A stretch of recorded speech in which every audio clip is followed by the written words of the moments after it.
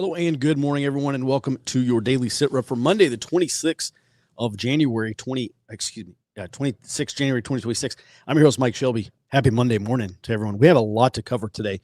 Coming up towards the end of the show, I'll be talking about breaking down the mini insurgency. Is what we're looking at in Minneapolis. Is it an insurgency? If not, what is it?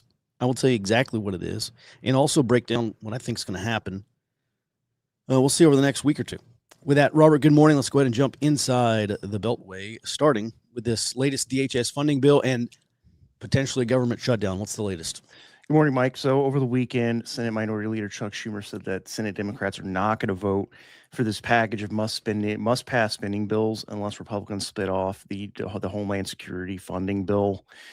Schumer also said Democrats want to rewrite that bill to include more spending cuts and more oversight of ICE. Senate Republicans said they are not going to do this, and they're going to attempt to pass this bill as is. There have been more of the moderate wing of the Democratic Party saying they're not going to vote to fund ICE. Schumer's using this leverage of a potential partial government shutdown to rewrite or attempt to rewrite this bill. I do think the risk of a partial government shutdown is now increased because the House is out in recess until after the end of this week, which is past the deadline to fund the government. Moving over to the domestic side, the Department of Energy released emergency orders to New England, Mid-Atlantic, and Texas grid operators, and they're telling them to run power plants regardless of any limits from environmental permits or state law, because they want them to stave off more potential blackouts due to this major winter storm. So far, more than 800,000 customers are reporting power outages in 10 states from Virginia to Texas, and this is the result of the effects of Clean Power Plan 2.0 and spiking demand. And now they are also telling some of these grid operators like PJM Interconnection are being told to start using some of the power sources from data centers to also help bolster power supplies. And independent journalist Andy Ngo said that members of the far left are encouraging some other far left groups to send delegates to Minneapolis to prepare for a potential armed uprising against the Trump administration. He said these accounts were promoting a fundraising campaign to pay for weapons, tactical gear, and supplies. And there have been sightings of other far left organizers and groups as part of these anti-ICE movement. Minneapolis PSL, or the Party for Socialism and Liberation, has been part of organizing some of this anti-ICE movement in other cities.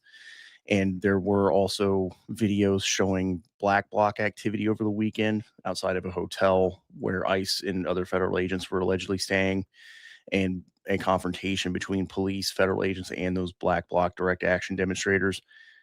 I think if Trump is trying to force a decisive action in Minneapolis, and the different far left affinity groups and organizers perceive this, I think it is possible they do surge into Minneapolis to support this ongoing anti-ICE activity.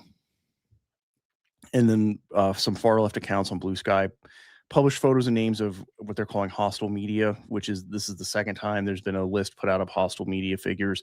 And these are independent journalists that are on the ground in Minneapolis and St. Paul.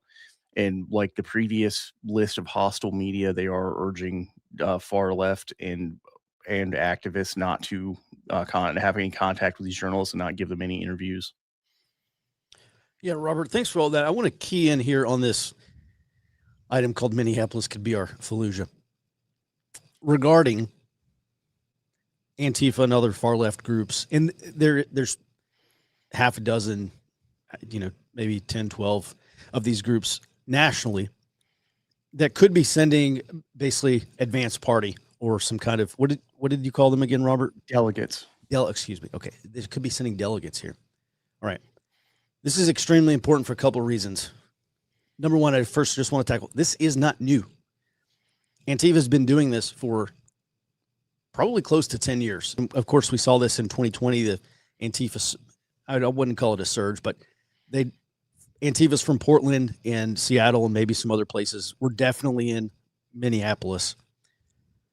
So this actually goes back to probably 2016, 2017, maybe. The Battle of Auburn. Actually, Robert or Jared, can you look that up, please? It really was not much of a battle. There was a white nationalist dude, I'm sure you've heard of him, named Richard Spencer, and he was giving this camp. Oh, this was back in 2015, actually. I believe this is 2015. And he was giving he was on this campus speaking tour, basically. And hang on, Robert. He was on this campus speaking tour, and he went to like Michigan State and Florida and Auburn. And I was in a position, I was already on that side of the country anyway, so I drove down to Auburn to check this out. And it turns out there were more law enforcement officers there than Antifa, but the Atlanta anti-fascist group drove down. This is Auburn, Alabama, Auburn University. And I was there just as an observer, checking things out, really looking at watching Antifa. And I was doing a little reconnaissance prior to, I got there well in advance. And they pulled up in a 16-passenger van with Georgia plates, and they parked at the Burger King across the street from where this, from the auditorium where Richard Spencer, this white nationalist guy, was supposed to be giving his speech. So they pulled up, and they brought a bunch of gears and shields and masks, like typical kind of 2015, 2016 type of gear. And they brought a drum, and there was like a drummer and like a little, fife and drum corps almost. And they were marching. They got out and they started marching. They came across the street and marched down towards like this like kind of park-ish area where this auditorium was. And well, we'll just fast forward through what happened. Basically, not a whole lot happened because there was a massive law enforcement presence there. However, at the end, I was talking to, so these law enforcement ended up breaking up the Antifa contingent here because the state of Alabama had these anti-masking laws dating back to the KKK era. And they said, no, actually, you cannot demonstrate and wear masks here. So take your masks off or go home. And they ended up basically going home. But I was talking to this guy who's smoking a cigarette. And, you can watch kind of the social dynamics of a group and start to tell who is more experienced, or not necessarily who's in charge, but who's giving some kind of direction. And this guy definitely was. And so he was smoking a cigarette, and I went over and talked to him. And actually, I did a podcast at the time, and I had my cell phone out, and I was recording I recorded the whole interaction. I'll try to dig up it's on an old computer somewhere, but I have this whole conversation recorded with him.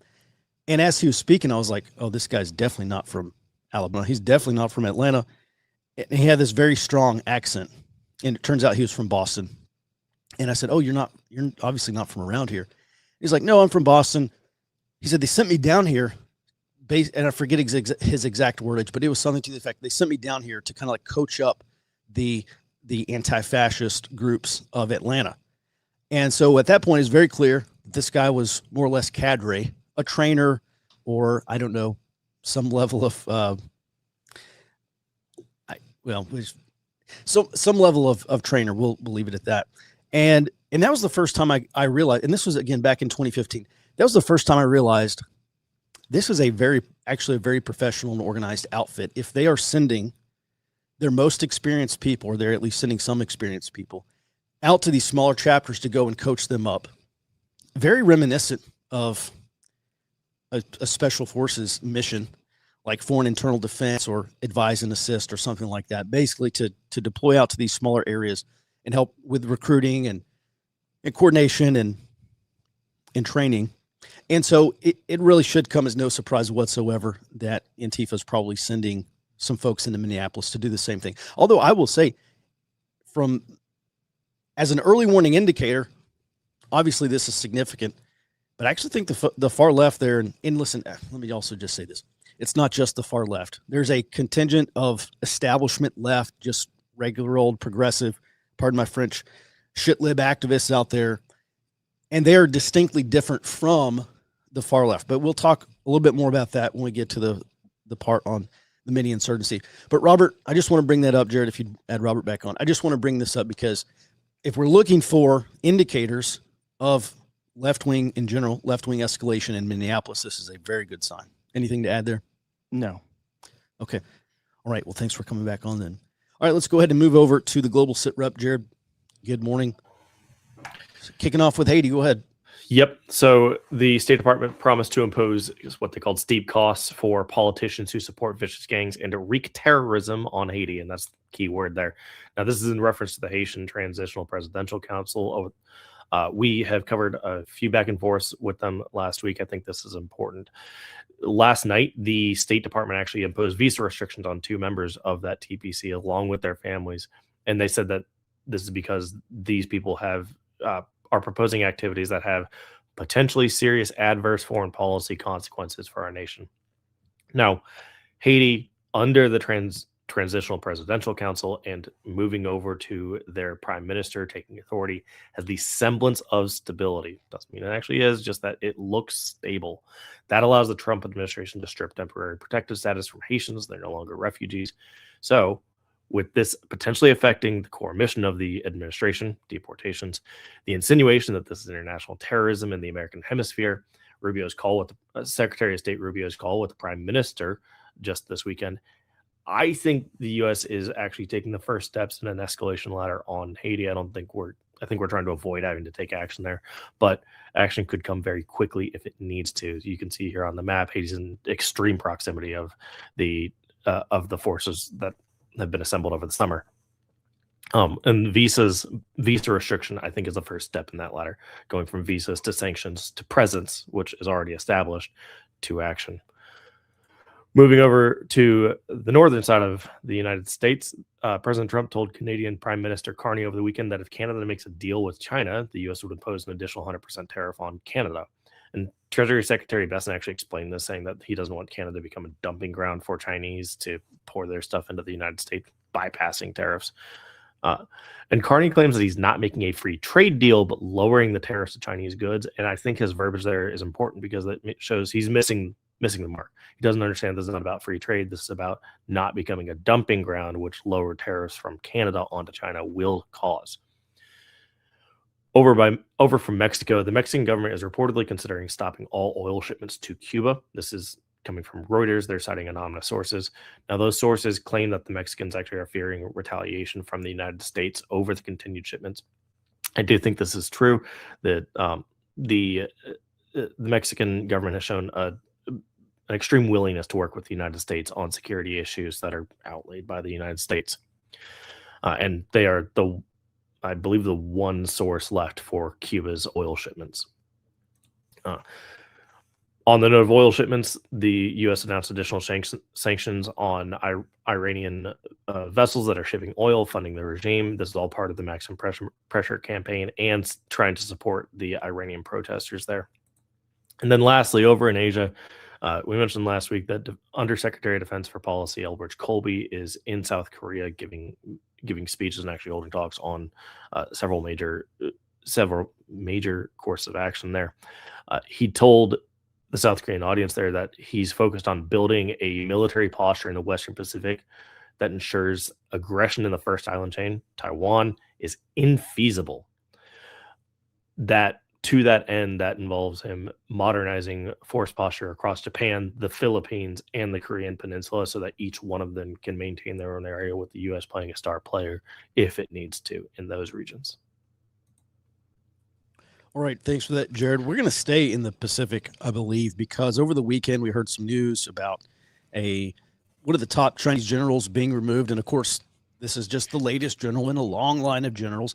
And Jared, whenever this happens, there's always a question. Is this it? Was this general fomenting a coup? Was he really corrupt? Why is Xi Jinping, the president over there, removing all these generals? What is his calculus here? And then we get the defense bros saying, well, how can China be expected to conduct this massive, large-scale military operation against Taiwan if they don't have these top-level generals, or they're being replaced every 3 to 6 months? So if you would, please, Jared, catch us up on the latest.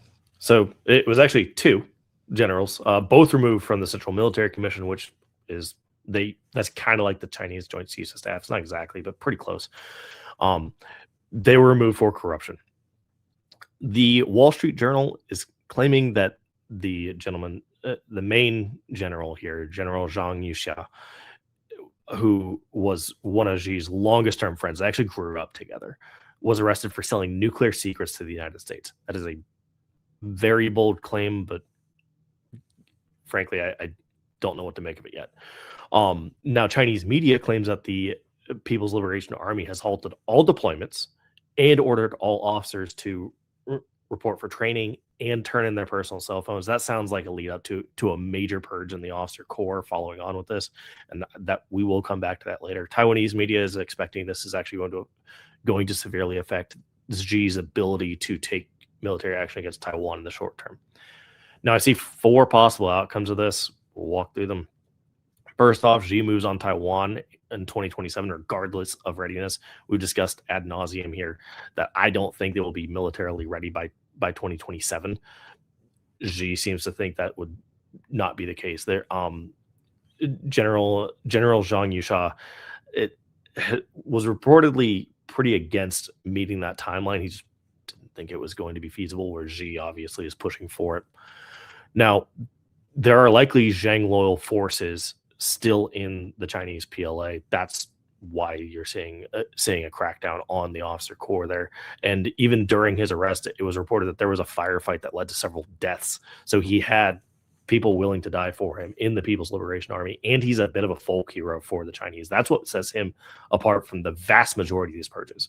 Not only was he on the Central Military Commission, he's a Vietnam War hero, one of the very few to actually have combat experience in the People's Liberation Army, which, by the way, the one other general that did was also arrested this weekend. His father helped found the People's Liberation Army. He is a folk hero here. He's culturally relevant, likely still has loyalist forces in the PLA.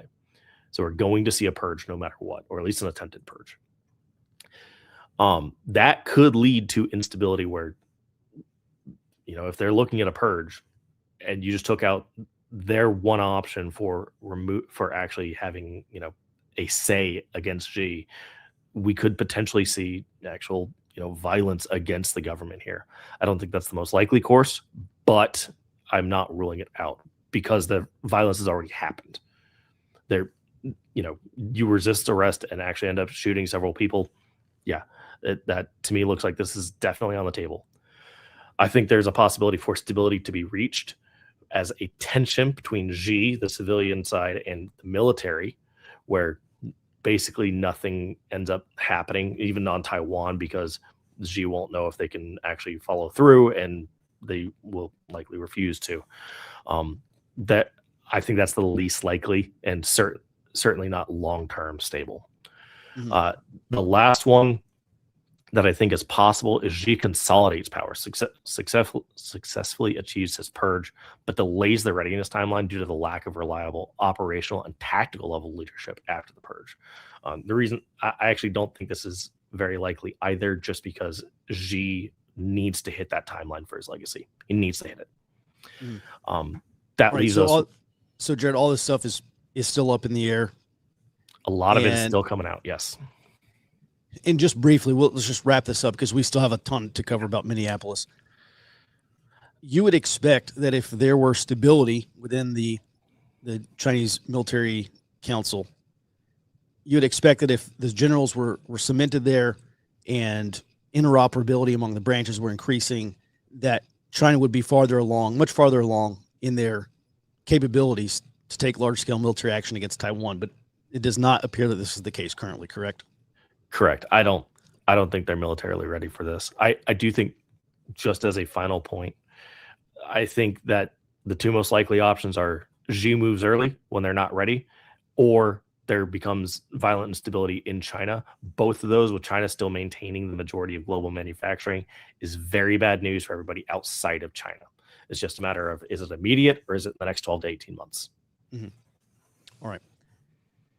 Thanks for that, Jared. And let's go ahead and move on. We still have a ton to cover about Minneapolis. We're going to get into Operation Metro Surge. All right, Robert, if you would please catch us up just hit the high points from over the weekend, please. Yeah, so there was a second officer-involved shooting of one of the anti-ICE activists while they were attempting to arrest him. And according to video, it does appear that he attempted to resist arrest when CBP agents made contact with him. Minnesota National Guard has also been activated. They are providing crowd control support for the Hennepin County Sheriff's Office at the Whipple Federal Building. Independent journalist Cam Higbee said that he also infiltrated some Minneapolis Rapid Response group chats over the weekend and did leak details of these chats. Allegedly, Minnesota Lieutenant Governor Peggy Flanagan is involved in at least one of these group chats as an administrator. There was also an outlining of the organization of these rapid response groups, which includes the use of different roles that require training in order for you to, which effectively acts as a vetting process as well for these rapid response groups. And they are also organizing their activities based on patrol zones, and these patrol zones are based on city council districts. I did see Crime Think put out an article prior to this weekend where they did anonymized interviews with rapid response activists. And I think the takeaway from that is that many of these outsiders are volunteering, are outsiders volunteering in Minneapolis. And Crime Think did argue that the far left should view this rapid response infrastructure as having potential to turn into a revolutionary movement. The Minnesota Law Enforcement Labor Services, which is a public safety union in Minnesota, called for an emergency summit between federal and state officials. They said that the lack of coordination and cooperation between Minnesota and federal officials is unsustainable. The Minnesota Chamber of Commerce also released an open letter calling for an immediate de-escalation of tensions and a meeting between federal, state, and local officials, and called on them to cooperate. Mm-hmm. All right, Robert, let's talk about this thing with Cam Higbee in the Signal chats, because I saw a lot of, well, first of all, kudos to Cam and all the other groups that are in Minneapolis or the vicinity really doing, I mean, let's be honest, doing the Lord's work here. So I saw a lot of backlash and criticism against Cam Higbee, who's an investigative reporter. When Cam published the video, it published all the information about these Signal chats. I mean, these are very large Signal chats. You go through all of Cam's posts over on X, and you can see they're doing everything from see something, say something, calling out locations of known or suspected ICE agents or ICE personnel, vehicles, hotels they're staying at. They're doing spotting. They're doing surveillance of the vehicles. And you go in and you look at the different roles, like there's a rapid response role, and there's a basically more like a scout role, and all that stuff is nothing. None of that is new. Antifa and these left-wing groups have been doing this for a decade now. But it does show that this is a very organized effort and very coordinated. Some people said, well, this is evidence of massive funding. You know, I will say it may not actually, I don't think it actually costs a lot of money to do something like this. Most people are doing this of their own volition. They have some form of intrinsic motivation. They're doing this because they want to do it and they think it's the right thing to do. And most people involved in this, I don't think are being paid. I think they're doing this because they want to do this. At any rate, let's move on to cover, was this should or should not have Cam Higbee given up the Signal chat information? Because the criticism labeled against him is that, or aimed against him, is that he could have sat on this. He could have given access to federal law enforcement, and they could have just sat on these Signal chats and jumped from chat to chat, because I think they're basically issuing a new link every day, like a new room, which is an OPSEC or ComSec feature. And they could have just sat here and listened and had this stream of real-time information of intelligence value that this group was published. So that's kind of course of action number one. Course of action number two is blow up the Signal chats, publicize them, and say exactly, show exactly what's going on here. So this is actually a counterintelligence issue. For this issue specifically is a counterintelligence issue.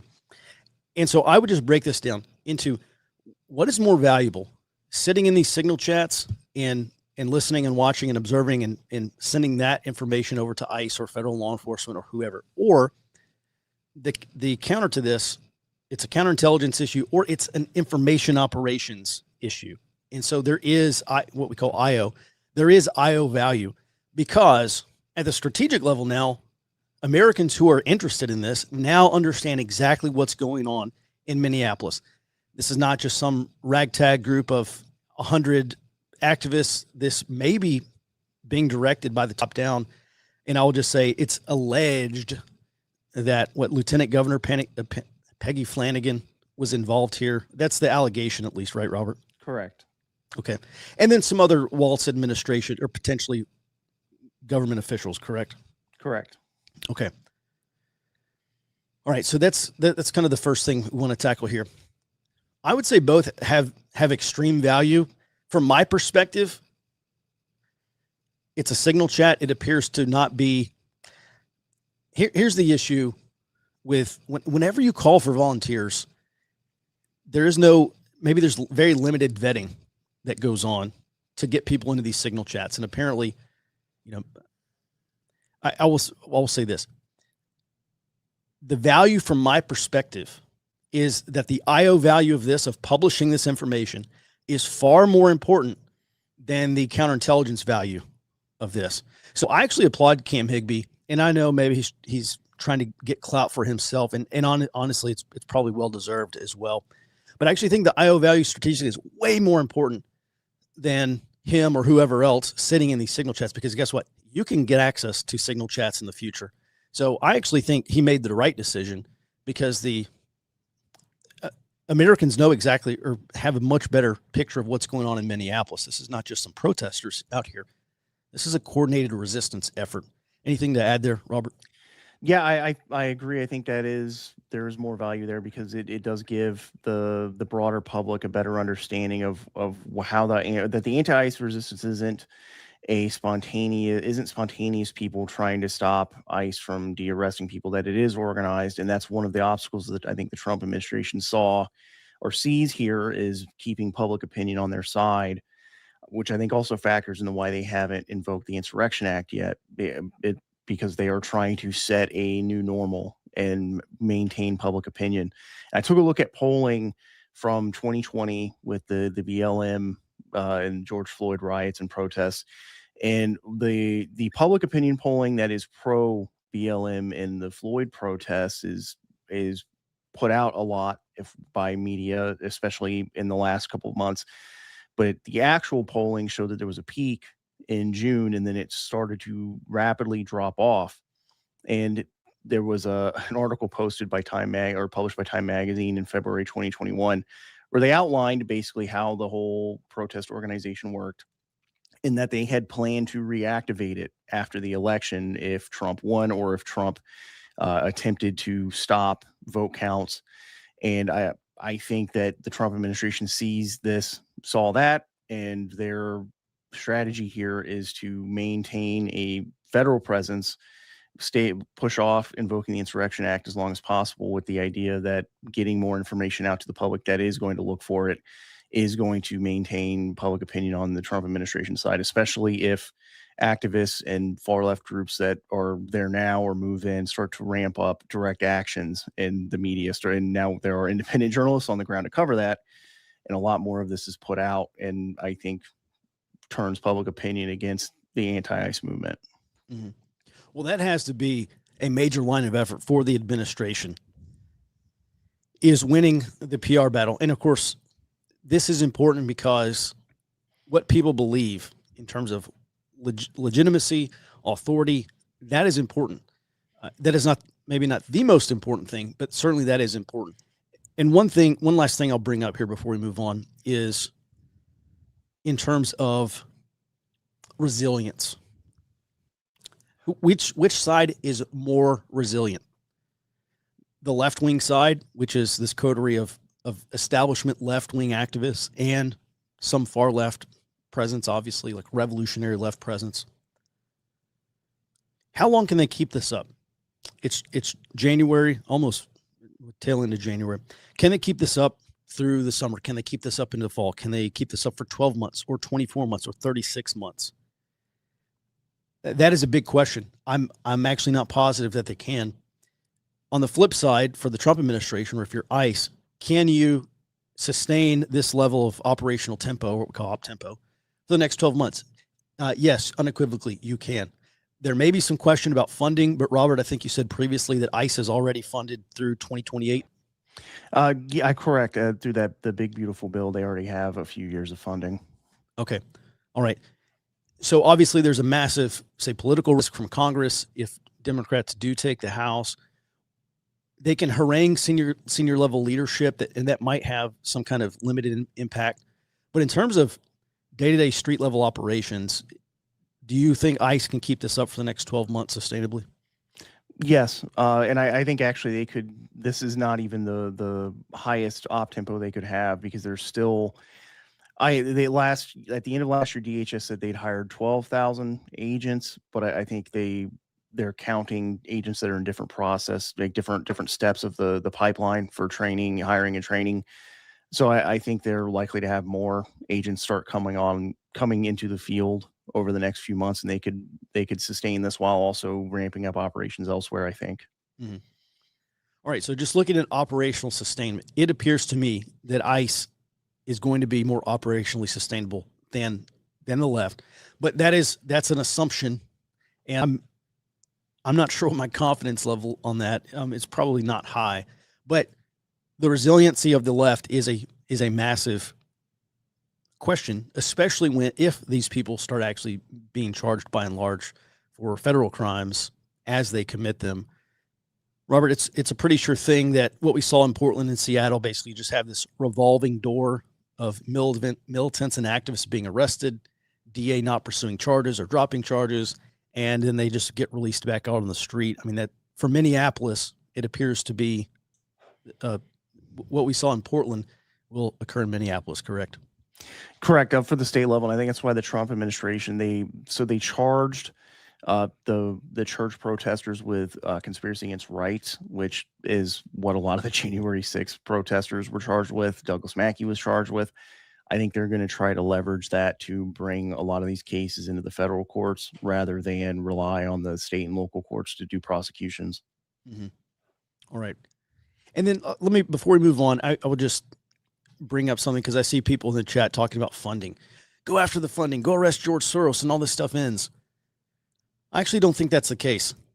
I think the case is that funding is important, but funding is not the decisive factor in whether these operations continue or stop.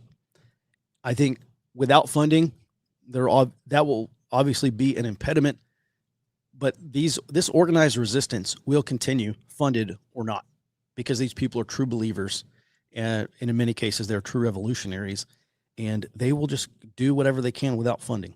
All right. Thanks for that, Robert. Let's go ahead and move on and talk about mini insurgency. Is this an insurgency? And what's going on? If it's not an insurgency, then what is it? Yesterday, I believe, here, I know you can't read this, but here on the left side of the screen, President Trump published this post on Truth Social. And basically, this looks to me like a list of demands. This is important for a couple of reasons, because typically when a politician or political group or a social justice group, whoever, activist group, issues a list of demands, it is met with the tacit implication that there will be escalation if the demands are not met. And so I would just note this first. This looks to me like a demand letter from Trump. And will we get Taco Trump or will we get Operation Midnight Hammer Trump? I'm not sure. Frankly, President Trump says a lot of things that can be contradictory. He can say two exact opposite things in a very short period of time. He can change his mind on a dime, and it's really difficult to say whether we will get Taco or Operation Midnight Hammer or maybe Operation Minneapolis Hammer. At any rate, these demands are that Governor Walz and Mayor Frey turn over all criminal illegal aliens. Number 2, state and local law enforcement turn over all criminal illegal aliens. Number 3, local police assisting federal law enforcement in capturing criminal illegal aliens. And number 4, Democrats must partner with federal law enforcement for the removal of criminal illegal aliens. Frankly, I don't think he's going to get what he wants. But this is a negotiation. I think if you're the Trump administration, you do have to be wary of, well, maybe there's two different arguments here. One of the core, maybe the number one rule of counterinsurgency is do not make unnecessary enemies. The left-wing resistance, they're already enemies. I don't think you have to necessarily worry about trying to tamp them down or not enrage them or not give them some justification for escalation. I think they're going to do that anyway. But the normies in the middle, that certainly does matter in a situation like this. So maybe Trump will be able to negotiate a way out of this and get some cooperation with maybe turning over criminal illegal aliens in return for withdrawing from Minneapolis. That is certainly a potential course of action. Otherwise, I think the major risk here for the Trump administration is backing down from Minneapolis. I said over the weekend on my X account that would be a mistake. I don't think they can back down. I don't think they should back down from enforcing immigration in Minneapolis. And there's a couple of reasons for that. Number one, it sends the wrong message. It sends the message that riots and organized resistance is effective. And if it stops in Minneapolis, they're just going to pivot to the next city or pivot to the next issue and go try to stop him there. I think it would embolden the left as well. And then it definitely sends the wrong message to the Trump base. Trump voters voted for this. They voted for immigration enforcement. And I've seen many people on the right say, is it a good shoot or bad shoot? It kind of doesn't matter. You cannot stop. There are going to be things that are not ideal that happen. And I say that this has probably not reached the point of insurgency. Actually, it definitely has not reached the point of insurgency. And I'll get to that in just a second. I'll explain why. But you have to kind of fight through these setbacks and manage the risk as these types of things happen, but you have to stay the course. So with that, let's go. And I'll just sum this up here with, I think if you're the Trump administration, you want to fulfill your mandate. Number one. I think number two, if I were advising the White House, I would go back to that resiliency thing. How resilient is this far left movement? Can it be sustained? Can it be exhausted over the next 12 months? Remember, this is part of it. This is one aspect of a much larger campaign. And really, we're looking at a burgeoning color revolution, as I've been saying since November of 2024. A lot of these groups, especially the establishment groups, did not want to kick off until March, because that's when you get, I've been calling it the spring offensive.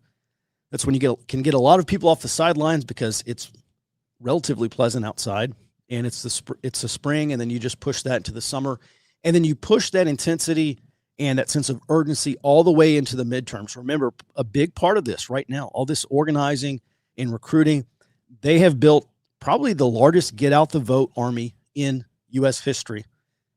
And I say that, and it's not extremely apparent, but you start digging under these layers, and all the phone numbers and email addresses that have been collected to organize and mobilize activists are going to be put into these House races.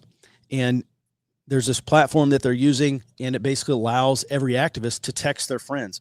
Oh, you live in such and such district. It's super important that we elect this guy to beat this Republican so that we can stop the fascist dictatorship, et cetera, et cetera. Like, this is the fight. This is the midterms from November of 2024. The midterms have always been the intermediate goal, flipping the House and trying to flip the Senate.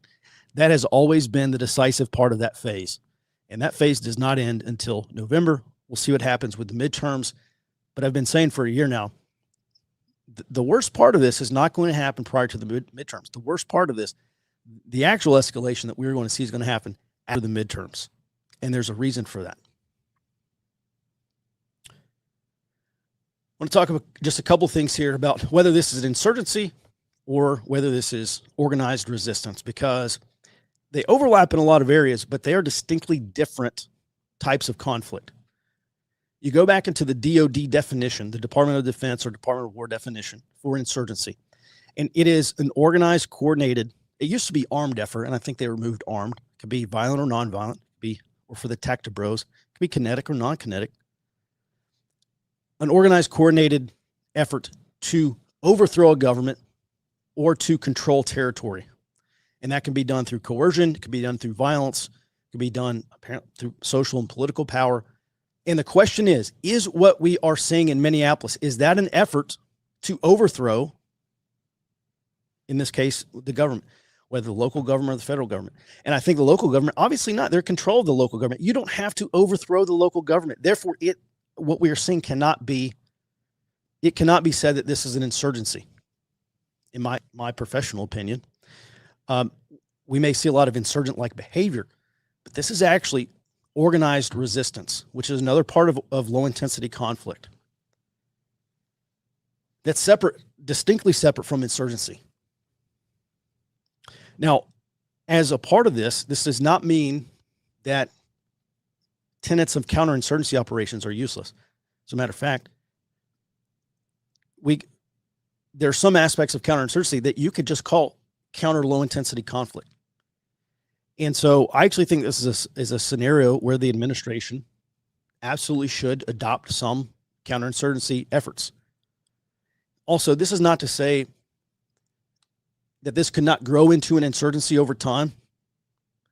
Frankly, all these early phases of all forms of low intensity conflict, remember, low intensity conflict is beneath the threshold of conventional war. So we're not talking about tanks and bombers. We're not talking about like big pitched battles, force on force, conventional war. But low intensity conflict is above routine peaceful competition. So low intensity conflict encompasses everything from violent social groups that I've been tracking back to 2015,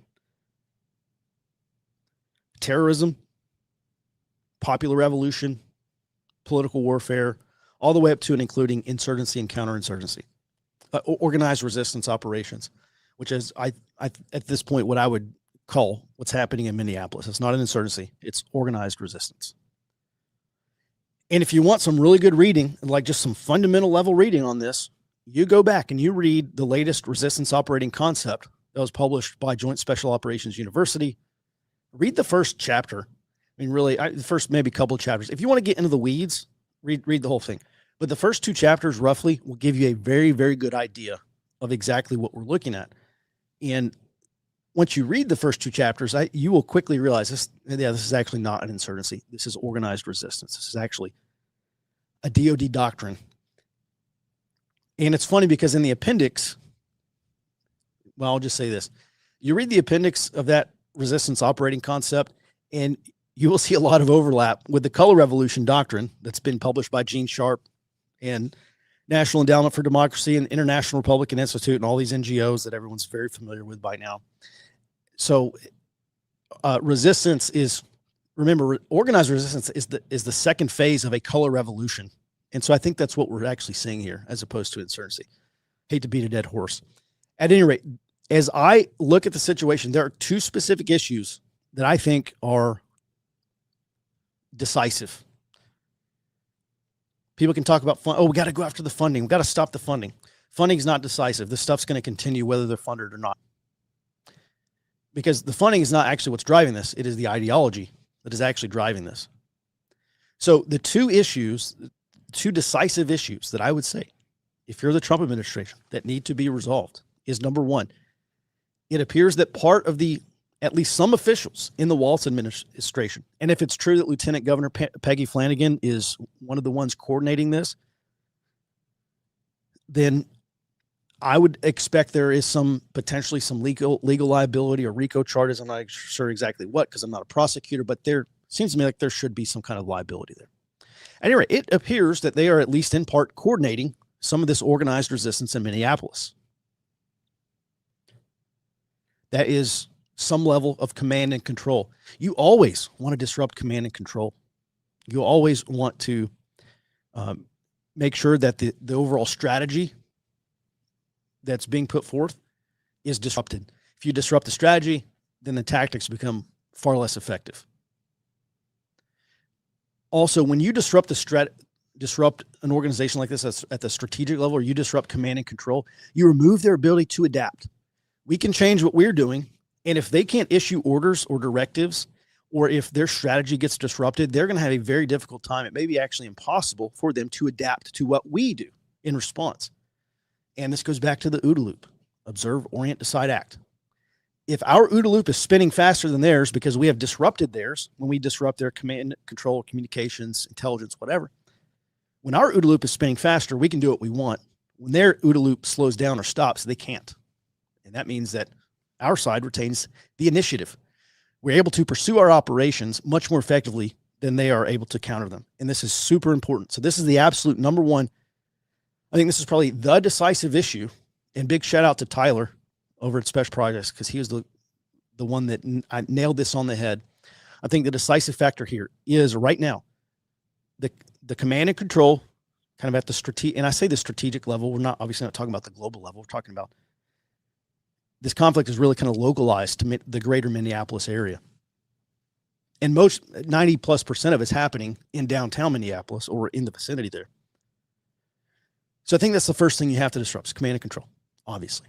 And then the other side of that is actually happening on the more or less the street level, kind of tactical and operational level, which is that the resistance really has the freedom of movement and roughly freedom of action in the area.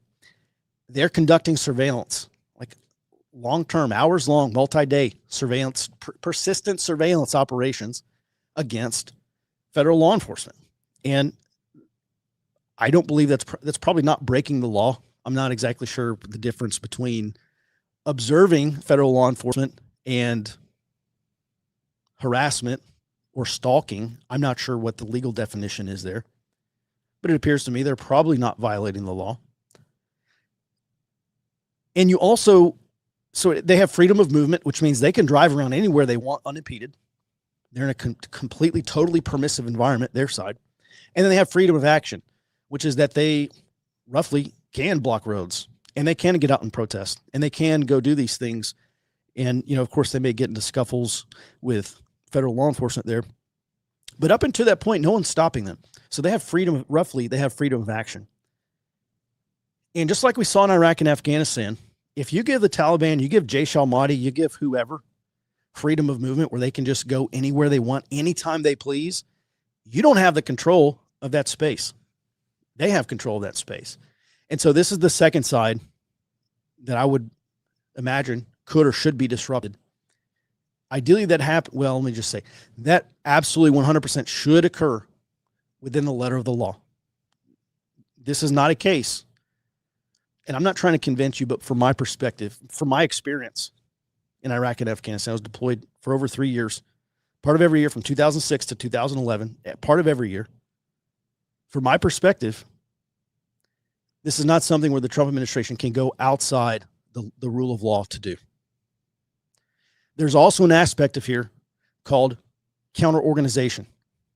And whenever we look at low-intensity conflicts, specifically, say, organized resistance or violent social movements or insurgency, all those begin with the organizing phase. This is where they're recruiting and training and developing cadre. And the outbreak of violence has not yet occurred, or maybe it's occurred at a very low level, but this is mostly clandestine. So we're not yet to an overt phase, which would be the middle phase. The second phase of insurgency.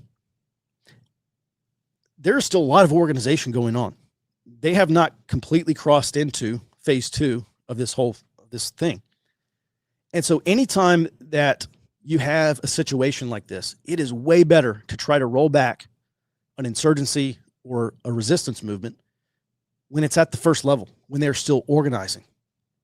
You don't want to wait until later stages when they're stronger and they've built momentum and they've been organized and they've developed cadres and networks and they have all the mechanisms that they need to go out and conduct the operations that they want to conduct.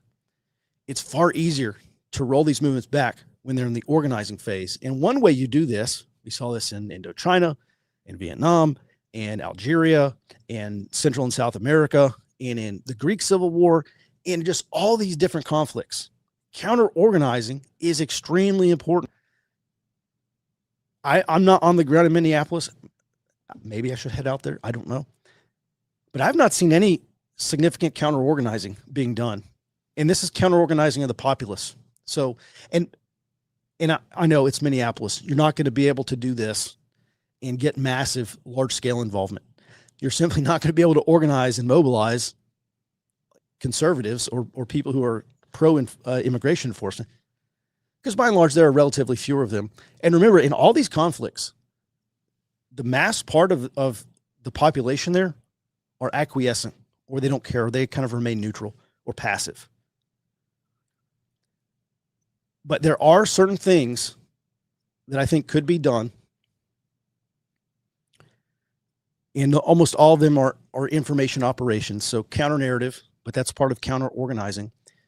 There has to be an effort made there to counter-organize at least part of the populace against the proto-insurgency or against the organized resistance movement, because you have to challenge their freedom of movement. You have to challenge their freedom of action.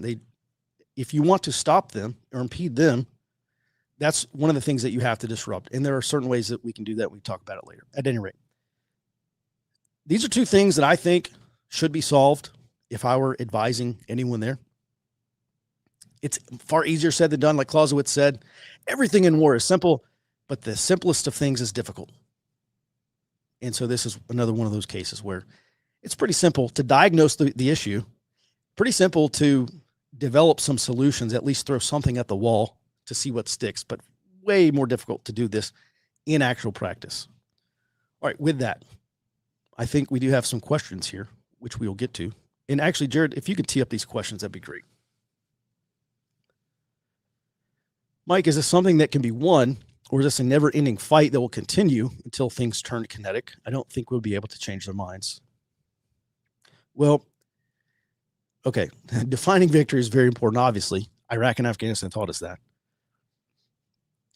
I don't think this is a case where you're at risk of mission creep. The mission has to be, we are going to go in to any city that we want, and at minimum, go arrest criminal illegal aliens. And how wide you want to expand that aperture, as Tom Homan called it, is a command choice of the commander. How wide do we want to cast this net? I think everything needs to happen, obviously, under the rule of law.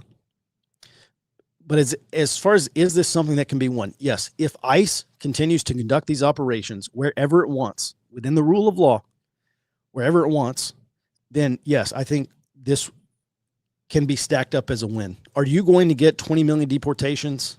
I would say no, not with that attitude. But can you, and I see a lot of people in the chat saying, well, find the businesses and go after the funding. And look, maybe that's a whole lot of stick that I think the administration still has. And we will probably, I imagine we will see that. I don't think Waltz and Fry are going to just give up and say, oh yeah, sure, come on, we'll empty all our prisons and start turning over criminal illegal aliens to you. Maybe they do. I wouldn't expect that that's the choice they want to make. But I think if ICE and the Trump administration can keep their head down and continue to conduct these operations, I think that's far more sustainable than a left-wing resistance. That's a key assumption. And I think you could probably chalk that up as a win if the Trump administration can continue to do this. Period. Robert, what's your perspective on this? How would you define victory for the Trump administration or ICE? Let's just narrow this down just to Minneapolis. Can Minneapolis be quote unquote won? If I were defining the victory conditions for the Trump administration, it would be the establishing ICE operations as the new normals, the ramped up ICE operations as the new normal, because that is what you need. You need the public perception to be that, not just for support, public opinion support of the administration's efforts, but also basically take away any kind of attention that the anti-ICE movement would get and any kind of public support they would get. I think if this is what I think they are trying to do, this basically set a new normal, a new status quo, that you can't do anti-ICE activities that impede or do direct action demonstrations and direct actions or de-arrests.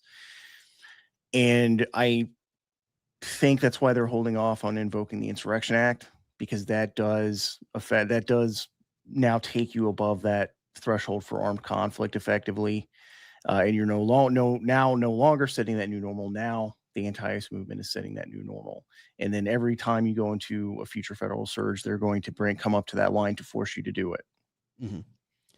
Yeah, I also think if the administration and ICE can continue to conduct operations as they want to in Minneapolis, obviously the big risk is that in the next week or two, maybe in the next day or two, potentially there is an ambush involving one or more shooters on ICE agents. That is going to be an enduring risk from here on out. And I think after, as last Friday I talked about this, I said, we're kind of at orange. I don't think we're too red. I don't think Renee Good is going to be the big trigger, but there will be another trigger that's going to push us from orange to red. And literally a day later, we had what I think is probably the trigger for violent reprisal. Just looking at the rhetoric and the sentiment that's coming in response, to the shooting on, what was that, Saturday? Yes.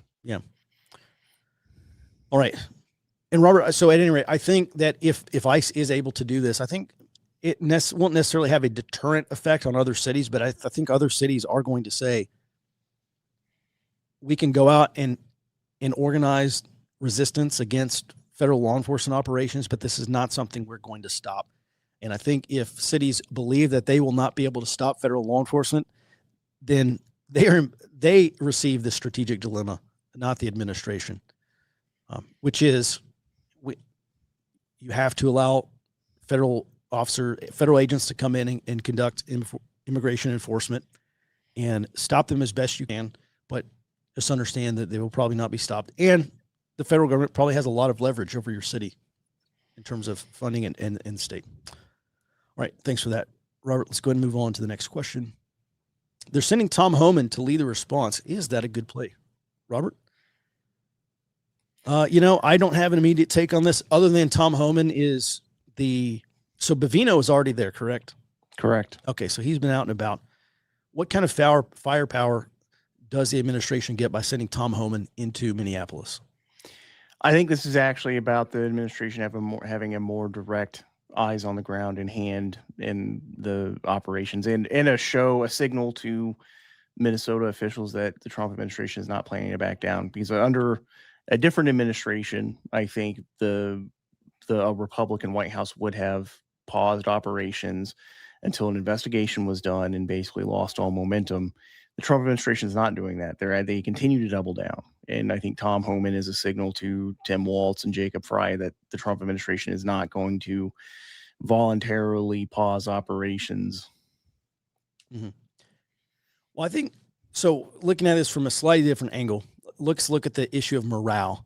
I see a lot of X accounts, the right-wing X accounts, saying the left is broken and they're struggling to gain traction. I don't think that's my conclusion of what we saw over the weekend, but maybe that's a possibility. But in terms of morale, I think if you're an ICE agent or Border Patrol or whoever there, and Tom Homan, who's been at the forefront of the PR campaign, and I'm not sure what level he's been operationally involved in terms of like developing strategy and in implementing the tactics that you're going to follow, et cetera. But I think having Homan in Minneapolis is probably a sign that, like you say, Robert, that the Trump administration is not going to back down. And just from a morale perspective, I think that's probably positive for morale. Well, and I also think the Trump administration's aware of this perception that because there are I've seen a lot of right-wing accounts, conservative people, commentators saying that the Trump administration is going to throw ICE under the bus. They're going to throw this or that person under the bus. And I think the Trump administration is well aware of the public opinion of that. It was over the Epstein file stuff and some of the prosecutions when Trump last year was yelling at Pam Bondi about not following through on a bunch of different DOJ actions and saying that like the perception was that Trump was letting his voters down and his base down. I think that's a calculation here too, is just they don't want to give the impression that they are going to back off and potentially throw ICE under the bus or drop basically what they're trying to do is show his base that they're committed, because this does tie into, even though this is only January and we have 10 months until the election, the Trump administration is well aware of undertaking efforts to try to stave off the Democrats flipping the House. One of the big ways I think they believe they can do that is to show that they are committed to their base and to the federal employees that they're relying on to implement his agenda. And while there are 10 months to go, I think the idea here is that showing commitment now will, one, blunt the momentum of the anti-ICE movement and the Trump resistance, but two, also show that he is not implementing the taco situation where he is going to back off because of perceived public pressure, and instead is showing that he would support his base and federal people who join federal agencies during his administration. Mm-hmm. Yeah, I got a fair amount of that. Basically, guys telling me, "Oh, Trump already said he only wants to go after the worst of the worst, and they're not going to go after everyone." And it's like, well, Trump says a lot of things. Just watch what they do, not necessarily what Trump says. Everything's a negotiation for Trump. He will say literally whatever he thinks that will gain him some leverage in the moment, he will say. And deeds, not words in the case of Trump. All right, next question there, Jared. Trump's team does not appear to be getting out front of the Minnesota insurgency. Well, let's just call it the resistance right now, organized resistance. Is this due to ineptitude, competing political allegiances, or strategy? If strategy, what might it be? Well, Robert, I think the Trump administration has always suffered from having a lack of narrative strategy. I think they've been behind the curve, even going back to the very first Trump administration. This is not an area where they've been strong, partially because they obviously don't control and they have only a little influence over what mainstream outlets say. I think things have certainly improved now with X being a more or less free speech zone. But still, the narrative that we are getting from the administration, I think, has not been as strong as it could be. We've seen some accounts like the 47 Rapid Response on X and other things. And of course, the Trump surrogates going around and kind of trying to make their case. But I think it is probably ineptitude.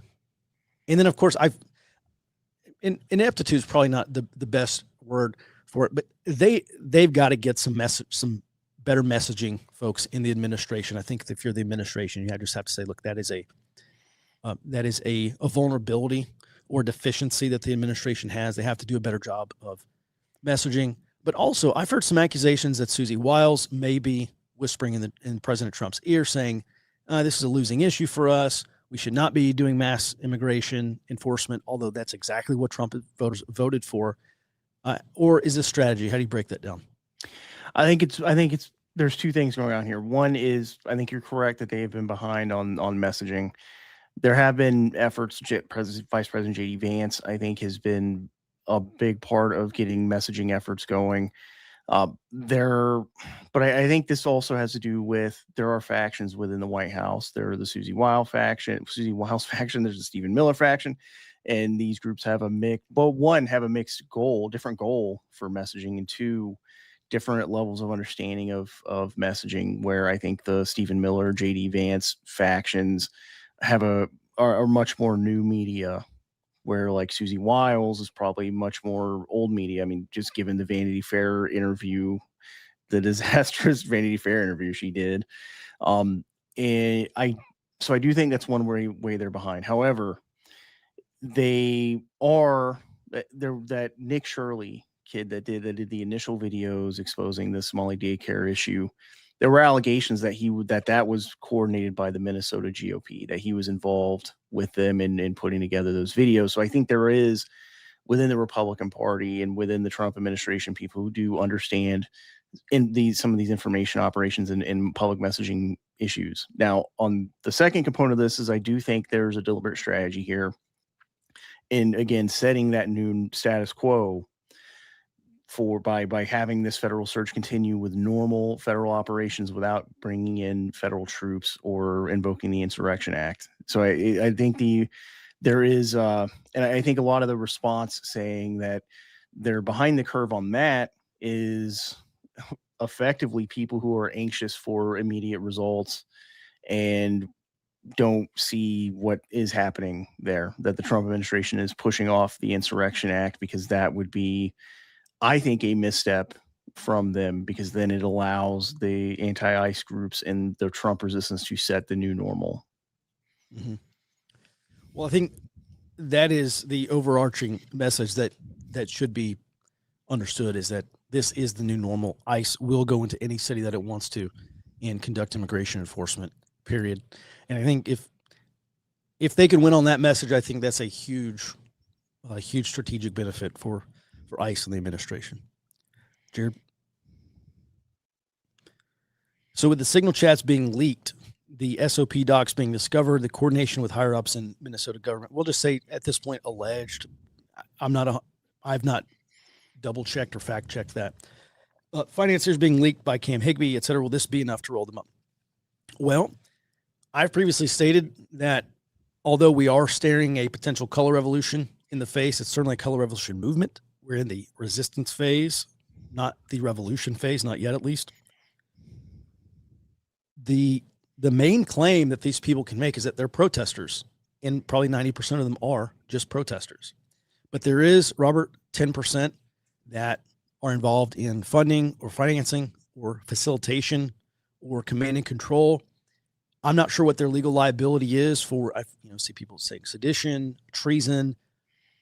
They're speaking revolutionary language. They're reading revolutionary material, even though maybe you say, well, they're not actually conducting revolutionary activity just yet. And I know there are some groups out there that are self-described revolutionaries, and they do say they're insurrectionists, and they refer to themselves as revolutionary, and they're conducting revolutionary activity. I don't quite understand why those people aren't being arrested for openly espousing revolution. But again, I'm not a prosecutor, so I'm not actually sure what laws they violated. Robert, I think you're probably a little more well-versed in the law than I am, but is all this information, is it enough? Investigations, sure, but will we see any arrest from this? I don't think from this, for exactly that reason, that they can claim First Amendment protections as protesters, that it's basically the organizers behind this, I think, would claim in any kind of criminal prosecution that they're not responsible for any individuals who conduct direct actions or any kind of de-arrest or anything like that, that they're not telling them to do this. Because I think the plausible deniability is there because a lot of these guides have been just put out on social media for de-arrest from far left affinity groups and activist groups elsewhere. And I think the main obstacle for the Trump administration bringing criminal prosecutions for this specifically is just legitimacy as well. One, they have to figure out what the federal charges would be. Two, they have to contend with the public perception that they're overreaching. And I think that's why it was a much easier case to make for that church protest in St. Paul, because they trespassed on the property. They were specifically engaging in blocking constitutionally protected activity. And there was this lever they could use, the conspiracy against rights charges. I don't think something like that exists yet, at least for rolling up the rapid response groups. Mm-hmm. All right. Yeah, this still seems to be the case of whack-a-mole, which is you have to wait for these people to actually commit a federal crime and then go after them. All right. Did you go over the issue of Canadians offering both asylum and funds to the Minnesota group? We did not. Robert or Jared?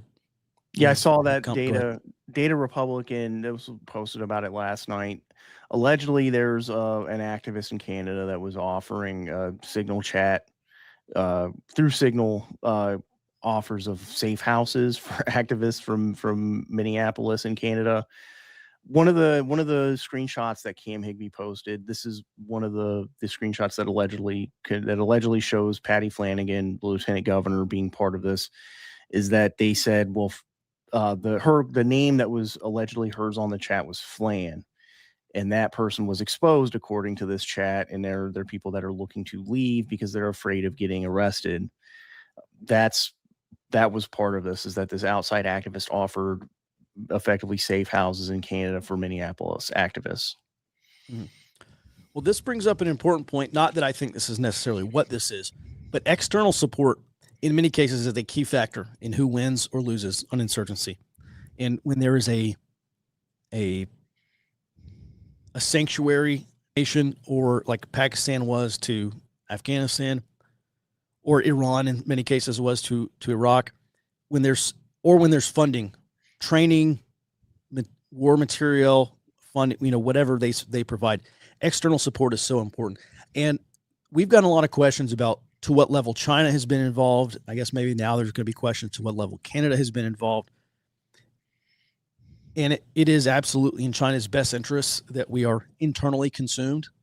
That is something that, you go back and you read that 1990s manual, Unrestricted Warfare, and that's basically the conclusion of the book, is that you have to impose a strategic dilemma on the United States where we have to choose survival over our geopolitical or geostrategic interests. In this case, it would be Taiwan. That's the main conclusion I got from my read of the book. Read it twice and did a chapter by chapter book summary on it. And so it really does seem like this is one area where China may be involved, but certainly I'm sure we're going to get a lot of questions. And, of course, I'm not sitting at Threat Finance. I don't have access to any of that information. I'm sure there are people in the administration who do, or potentially could track that stuff. Robert, have you seen anything definitive on any kind of external support to these guys yet? Well, not this specifically in Minneapolis, but Roy Neville Singham, he's the billionaire husband of the founder of Code Pink. The congressional Republicans are aware of him have been for a while. I think they were talking about trying to subpoena him at the end of last year. So I'm sure the administration is aware of that. And the allegation is that Singham is effectively a avenue for Chinese Communist Party money going into left-wing activism in the United States. Mm-hmm. And if that were the case, is he in the United States or has he fled abroad? Do you know? He lives abroad. Okay, great. Does that country have extradition agreements with the United States? I think he actually lives in China. Oh, so no. All right. Well, at a minimum, it seems like he could be sanctioned for his role in all this. Seize the assets, as some would say. All right. Thanks for that, Robert. Jared, let's go ahead and get to maybe like one or two other questions here. I know we're a little bit over, but let's just focus on Minneapolis and what's going on here. When I'm observing a protest, what is my primary intelligence requirement? Well, so, all right. Tonight we have a special projects conference call coming up at 7 p.m. I'm actually going to break this down in a little more detail, and we're going to go over it for special projects, folks. For now, the PIR is going to be, first, it's a mission critical requirement. It is, in more cases than not, more often than not, is going to be tied to a decision point. So this is a question that your commander needs to be answered in order for him to decide what to do or which friendly course of action to take. So typically it's a yes or no question. Typically they're future oriented. Will the enemy attack X target in the next 24 hours? Will the enemy use this bridge to conduct their assault on objective, whatever? And so these are things that if we can say, yes, the enemy will attack this target in the next 24 hours, or yes, the enemy will choose to go over this bridge, use this bridge as their part of their mobility corridor or avenue of approach to their target objective. Now he can make certain decisions. He can prioritize his assets to try to interdict those things. So for you, this is not necessarily something that, well, there's obviously a big difference between what happens in the military, like in the Army or Marine Corps, in Iraq or Afghanistan, and what happens here. So what I would say, for many of us wearing multiple hats, many people are going to be the commander and the intel guy at the local level. First of all, I think everyone should be going out and attending these protests. I've said that many times here. Like, I'm sick of saying it. I'm probably sick of hearing it. But as long as these protests are going on, you should be going out and seeing which groups are out there. So what I would suggest is, in terms of PIR, say, what information would you need to see? Like, maybe your decision point is, I'm going to increase my level of preparedness, or it really depends on what you're doing. And listen, most people have zero local operations anyway. It doesn't matter what your PIR is then, because if you have no operations, there's no decision point. So, but if you have a group of people, and maybe you are, I don't know, I don't even want to necessarily get into this, but let's back up and I'll answer your question a little more directly. What you're probably actually looking for is collection requirements, or what are called SIRs, specific information requirements. So these are specific pieces of information. And I will just give you two off the top of my head that I think would behoove everyone if they went out to these protests and actively looked for this information. Number one, identify the presence or activity of far left political groups or organizations. So that could be revolutionary left, it could be radical. I've told the story many times. Party for Socialism and Liberation, PSL, they are a revolutionary socialist or revolutionary communist political party. And they have crawled out of Austin and out of Dallas and out of Houston, and they're trying to get established in some of these red counties, including my deep red county outside of Austin. So that was something that when I started going to these protests, that was one of my collection requirements, is identify the presence or activity of the radical parties at these protests. That is something that you can memorize, you can easily tell your pals. go with me. Let's go out and let's look for all political parties. And of course, you're going to see some Democrat stuff, but other than Dems, other than your establishment, progressive Karens out there, who else is out there? That's number one. Number two, you could look for rhetoric. Is there any rhetoric or is there any sentiment that protests will not work and that they need to escalate? So identify incendiary rhetoric or identify rhetoric that would imply something more than protests. So I think those are two that are easily memorable, and you can go out and be an active collector of information, not just a passive observer, but go out and actively observe, and go out to these protests and just see. And of course, if you do have the presence of revolutionary political party or any kind of cadre or any revolutionary types out there, annotate that. And then if they are saying escalatory things, or if they are saying incendiary things, or if they're giving you a reason to believe that they may do more than protest, then I think maybe at that point, maybe you could develop a PIR. Maybe you could develop some course of action if your local protests escalate into something more. So we'll leave that question there for now. All right, we'll do this is the last question, then we'll be back tomorrow. And actually, I may go this afternoon. I think I'm just going to run like a special episode of Out Front with Mike Shelby to talk a little bit more about this. I'll probably at some point this afternoon, not sure when. All right, last question for now. If the organized resistance effort succeeds and Dems do take the House, Senate, and presidency by January 2029, how does life change for citizens who have been out front with their politically conservative views? Well, you're at much greater risk, and I would imagine that the more strategically important you are, you're a nail, and they've got a hammer. And if you've been sticking up, you will probably be hammered. That's not a reason to not do the things that would need to be done. It is far better to be a nail sticking up and get hammered than to not stick up at all. So, and let me just say this just real quick. The more politically connected you are, the stronger your social base, the better your networks, the more tied into society you are, the more, so we call this vertical ties to local society, the deeper you're tied into local society. And the more political, social, and economic power you have, the less likely you are.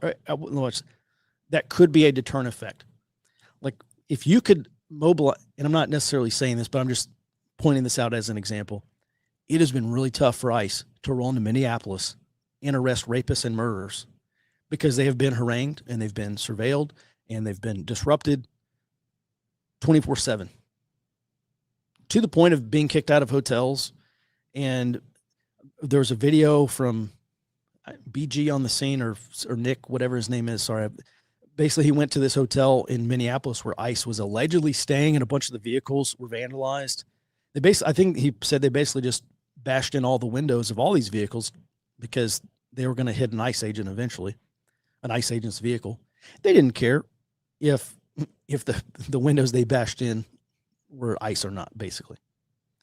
But at any rate, the question is, can you organize your community to that level to where you make it far more difficult for anyone to be hammered, I guess. I will just end on this. And I've said this many times before.